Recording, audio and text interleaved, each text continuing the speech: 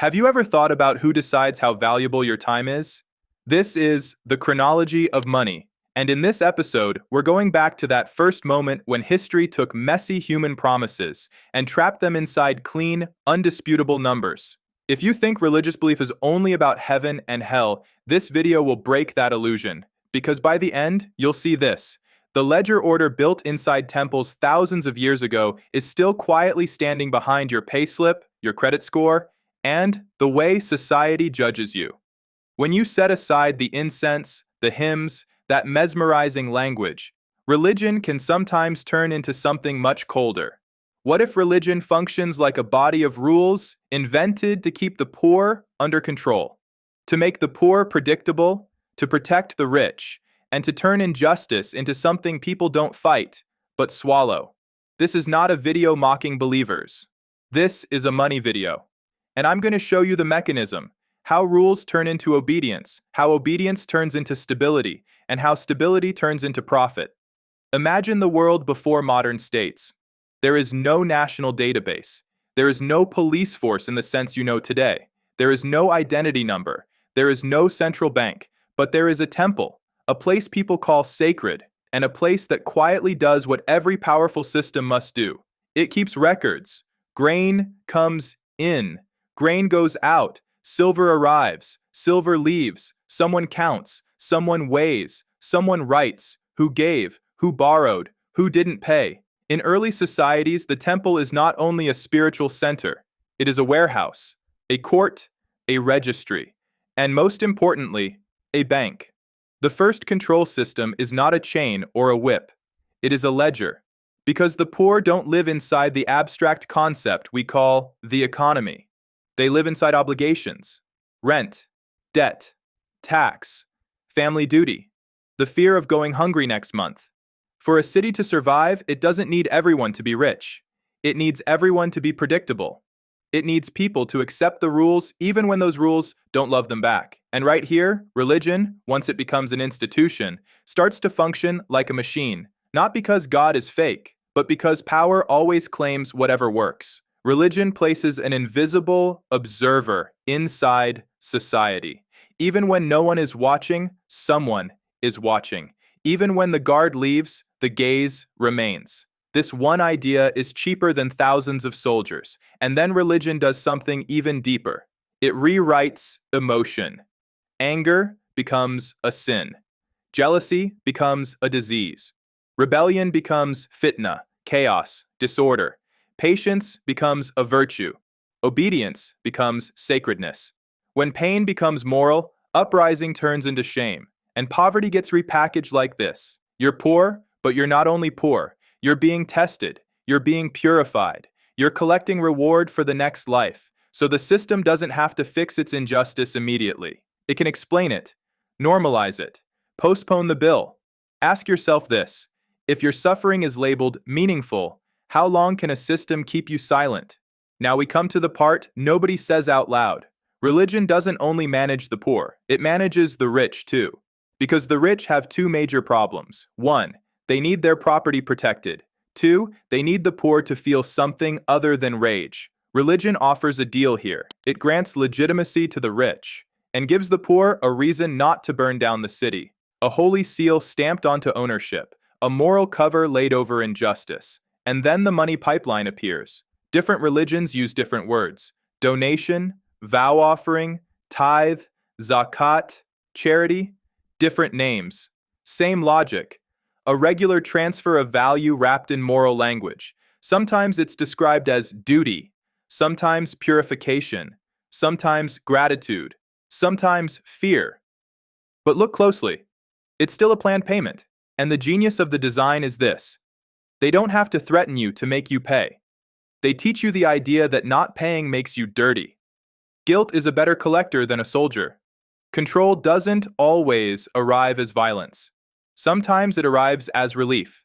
Then you add the layer of selective forgiveness. If you give, you become clean. If you fund the institution, you become lighter. It feels as if your sin is easier to forgive. So money becomes something that can buy moral relief. And if moral relief is purchasable, the rich gain a new shield. They protect their wealth and their image.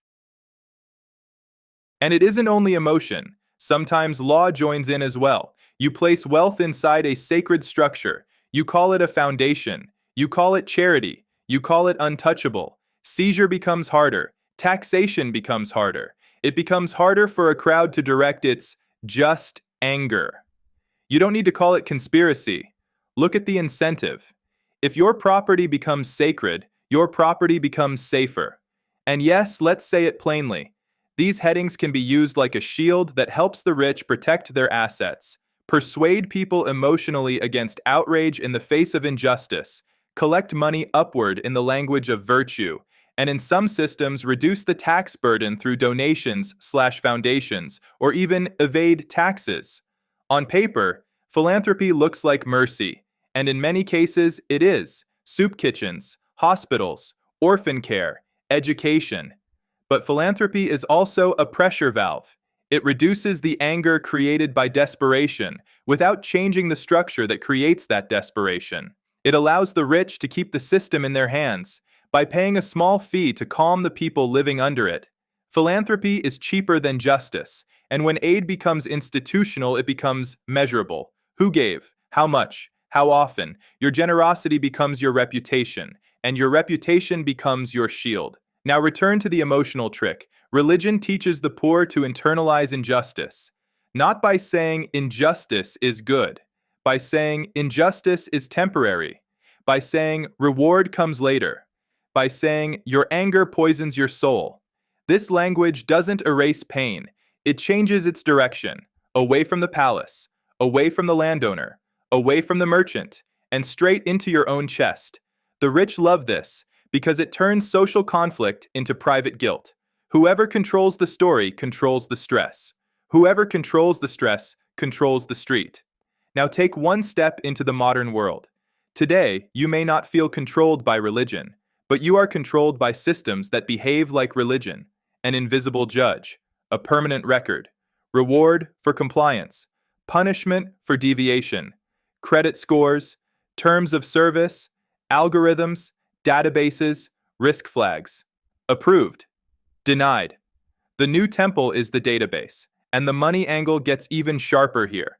Modern elites still use giving as a tool. Philanthropy polishes reputation. Donations produce social immunity. Foundations create influence. And in many countries, some types of donations can reduce the tax burden. Not because every donation is bad, but because the system rewards the person who can afford to give. The rich can turn generosity into a strategy. The poor cannot, and the emotional layer is still the same. When injustice arrives to you as a moral lecture, be grateful, be patient, trust the system. You are being managed, you are being stabilized. The record on the ancient tablet and the notification in your modern banking app are the same logic in different packaging. Back then, priests looked at who fulfilled their obligations and called them virtuous. Today, banks look at who pays their debt on time and call them trusted. Words changed. The architecture stayed the same. Whoever defines the unit defines reality. And today, reality is defined by how much limit an algorithm decides to grant you. So were religion's fake stories invented to control the poor? That answer is too clean.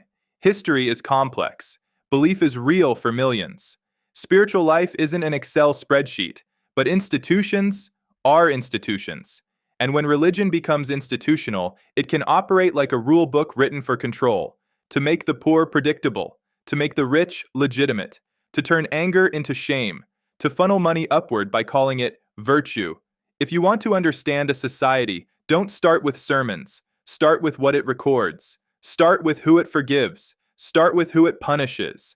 Look at who pays and who collects, because money is never just money, and rules are never just rules. When you see that, you stop asking who is right. You start asking who is getting paid. That question is the beginning of freedom. You've been watching the Chronology of Money. If this episode made you see measurement, debt, and belief differently, subscribe.